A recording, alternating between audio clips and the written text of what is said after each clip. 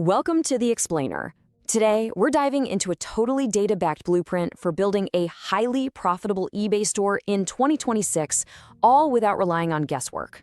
If you want to understand exactly what is selling right now and how to scale a business efficiently, you are absolutely in the right place. We're going to break down the latest data so you can learn exactly how the top sellers are operating today. Here is the game plan. We'll cover the e-commerce foundation, analyze the top categories of 2026, look at high-demand niche products, dive into data-driven product research, and finally, talk about scaling with automation. All right, let's jump right into Section 1, the e-commerce foundation. Look, before you spend a single dime on inventory, start with stuff you already have lying around the house. Pretty much every successful seller starts with these basics to mitigate risk and really understand the platform's mechanics. Think about old electronics, books, vintage clothing, or collectibles you just don't need anymore. Even a broken item clearly marked for parts can be surprisingly valuable. Doing this lets you learn the actual day-to-day mechanics of creating listings, managing shipping, handling buyer messages, and dealing with returns, all entirely risk-free. You're basically getting paid to learn the system.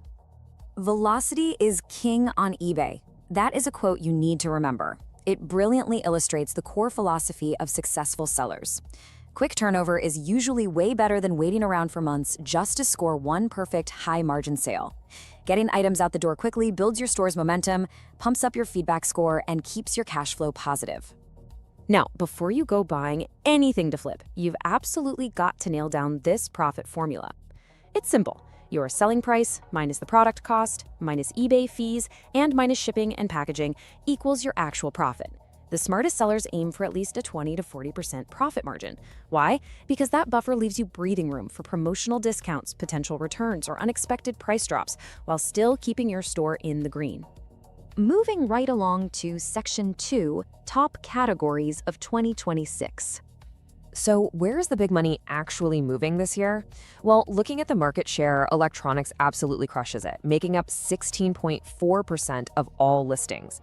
Fashion is right on its heels at 13.8%, and auto parts pulls in a really solid 10.5%. Understanding this volume tells us exactly where the largest pool of buyers is eagerly spending their cash every single day. Breaking this down a bit further, you'll see how items like power banks and phone cases in the electronics category sit in that sweet $7 to $30 range. They are incredibly lightweight, which helps you save massively on shipping costs. On the flip side, auto parts like brake pads or car lights can command premium prices up to $80 or more because getting the exact right fit is so critical for buyers. Fashion accessories, they sit right comfortably in the middle, relying heavily on great product photography to drive those sales. Okay, let's get into Section 3, high-demand niche products.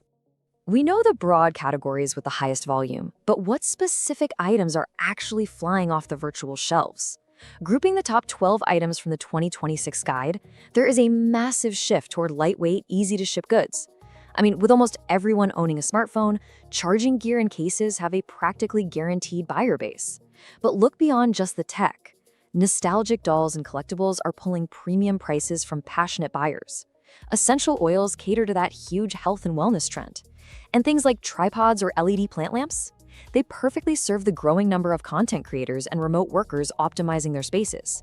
These are incredibly low-risk entry points for beginners. Here's a pro tip if you want to significantly boost your profits without drastically increasing your shipping costs: bundling. Instead of just selling a standalone tripod, bundle it with a Bluetooth remote and a carry-in case. If you're selling a camera, toss in a lens pouch and a cleaning kit. This instantly increases the perceived value for the buyer and bumps up your average order size, all without making your logistics a nightmare. Which brings us to Section 4, data-driven product research. Picking great products is an awesome start, but now it's time to get strategic so you never have to rely on a gut feeling again.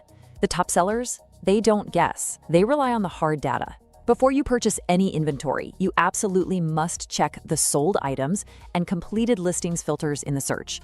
This is crucial because it shows you what people are actually paying and the actual sales frequency, rather than just the aspirational wishful thinking of active listings. And that leads us right to a truly vital metric, the sell-through rate. Understanding this helps you avoid chasing temporary spikes or getting stuck with dead inventory. It simply tells you exactly how many units have sold recently versus how many sellers are actively trying to sell that product. A high sell-through rate means consistent, proven buyer demand, keeping your capital moving instead of sitting on a shelf somewhere gathering dust. So whenever you evaluate a product, you should run it through these 5 checks. Look at the sell-through rate, recently sold items, the average selling price, your active competition, and of course, your estimated profit. A fantastic golden rule here is to make sure you can source a product for at least 3 times less than its average selling price. That 3x rule is what literally protects your margins from getting eaten alive by platform fees, shipping materials, and the occasional return. All right, final stretch. Section 5, scaling with automation. Once you have those core products dialed in and you're seeing consistent sales, it's time to build a real sustainable machine. A huge question that pops up is, do I scale with cheap items or expensive ones? Well, for beginners, cheaper, high-volume items are absolutely the way to go. They generate steady cash flow, carry super low shipping risks, and build up your store's feedback score incredibly fast. Only after you've built those strong trust signals should you start mixing in those slower, high-ticket items that yield more profit, but definitely carry more risk. Now, if you want to scale up efficiently without completely drowning in manual work, software is basically non-negotiable. Using automation tools like eSync can take over all the repetitive stuff. Imagine having automated product importing, real-time stock and price monitoring so you never accidentally sell an out-of-stock item, auto ordering, and seamless tracking sync. It takes the manual bottleneck completely out of the equation, letting you focus purely on sourcing better products.